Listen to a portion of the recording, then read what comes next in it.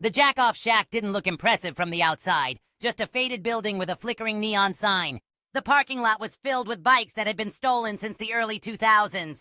Inside, the dim lighting concealed sins, but it was bright enough to spot missing teeth. The smell hit first, a sickening mix of burned plastic, sweat, and chemical fumes from a bowl, Bigfoot said quietly from the corner. That smell makes you question your life choices immediately. Wiry guys hunched over a cracked table glanced up with suspicion when I entered. I asked, anybody seen Shorty? One of them froze mid-lighter flick, like I just asked for Voldemort. The older guy croaked, Shorty? Bubba Head Shorty? I nodded and said, yeah, scratching my head. Bubba Head. Little dude, I added.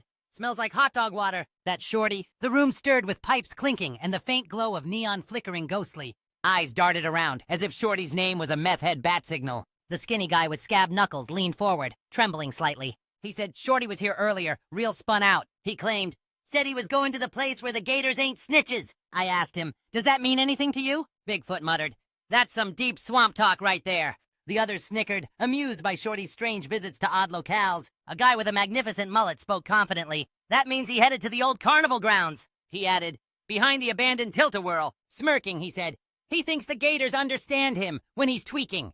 Another said, he mentioned he had business with the crystal wizard. He shrugged. Something about finding some crap, I muttered. Last time he said that, he fought his reflection for 45 minutes. Bigfoot looked at me slowly and said, only Shorty could turn a simple day into a swamp-side quest. I nodded, feeling the weight of another crazy day. As I headed for the door, the mullet guy warned, you better hurry! Shorty's got 2 speeds! Gone and goner! Outside, the night air hit me like a slap. Cool, sharp, and relentless. Somewhere in the distance, I thought I heard a gator or Shorty screaming at the moon.